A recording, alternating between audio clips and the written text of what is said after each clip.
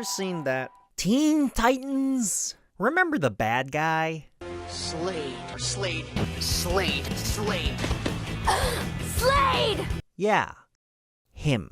Well, Mezco, the purveyor of premium 1/12 scale action figures with the softest goods in all the land and characters from the hottest of properties, have finally released their PX Previews exclusive Deathstroke. A Mezco with the PX Previews tag is essentially a variant, or I guess a repaint. No, re-dye, because it's mostly cloth goods on the figures. In this instance, Mezco's colorful Deathstroke has been given a repaint reminiscent of his look in the Teen Titans cartoon from the early 2000s. Ah yes, the villain of my childhood.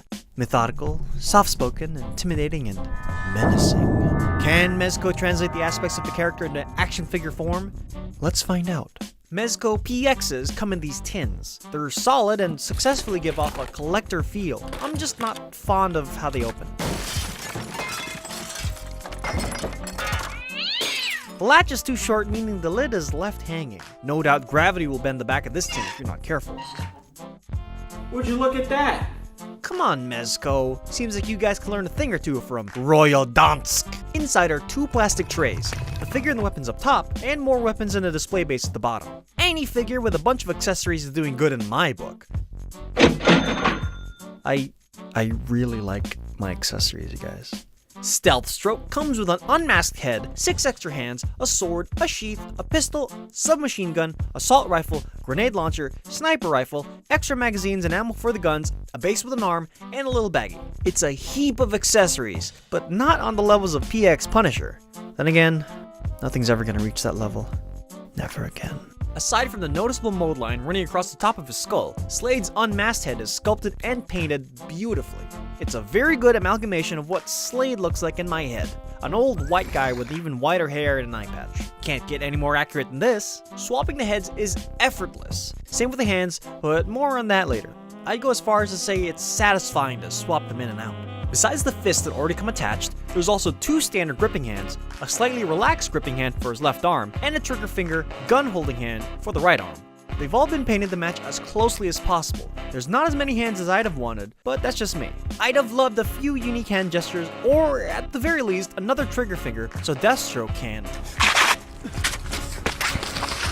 Don't hit the camera, man. Dual wield!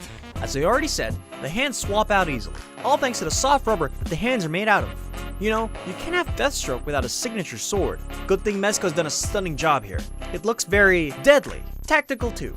The sword fits snugly in the sheath, which is rather big for what it holds. But I'll gladly take an oversized sheath, as long as it prevents paint rubbing. A peg behind the satchels lets you wrap the bandolier around Deathstroke. It doesn't get in the way of articulation, so that's good. As for his guns, they're equally cool. The big difference from this PX version, aside from the paint schemes, is the 3 extra guns that he comes with. The submachine gun, grenade launcher, and sniper rifle. They're all painted in this gunmetally black with touches of bronze to match the Deathstroke motif, which is uniform with the rest of the figure, but thankfully can also work with any other gun-toting figure. Light brushes of silver give the gun some lovely weathering. This also applies to the removable magazines and extra ammunition that they come with. 1 magazine for the pistol and assault rifle, 2 for the submachine gun and sniper rifle, and 2 grenades for the grenade launcher.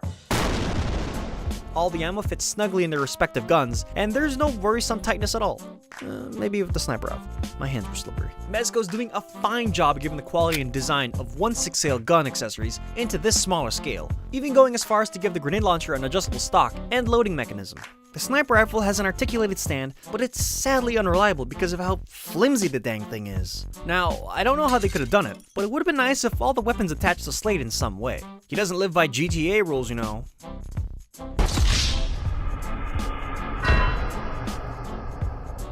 Deathstroke's base is wide.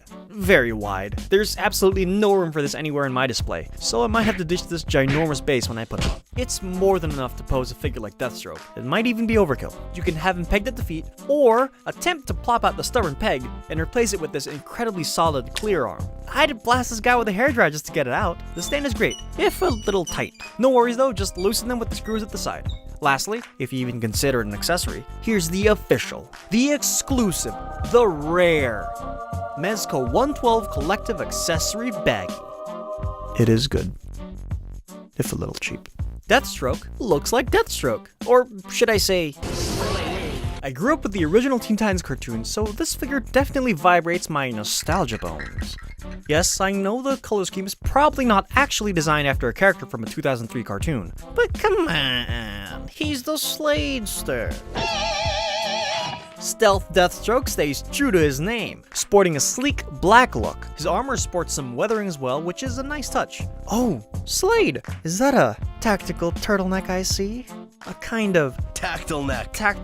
Dang it, Archer! Taking a step back and looking at the figure's appearance as a whole, it almost looks like Deathstroke is vertically challenged. I think it's because of how large his armor chunks are, proportionally to his body. Combine that with cloth not scaling properly within a 1/12 scale. Bingo! Bango! You've got yourself a stupid.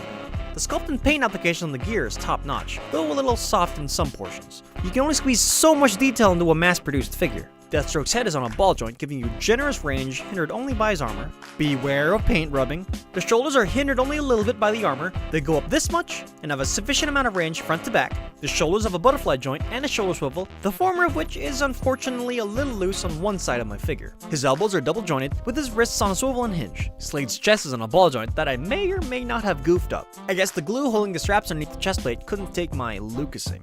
Thanks to his fairly bare and loose pantaloons, Deathstroke's legs have a huge range. They move out, back, albeit a little crookedly, and can do some super splits. These are double hinged, moving back pretty far, same as his ball joint and ankle guards.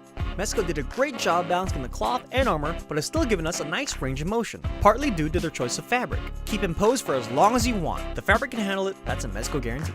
So, DX Deathstroke. High quality, full of accessories, looks like the premier bad guy from one of my favorite childhood cartoons. Is it any good?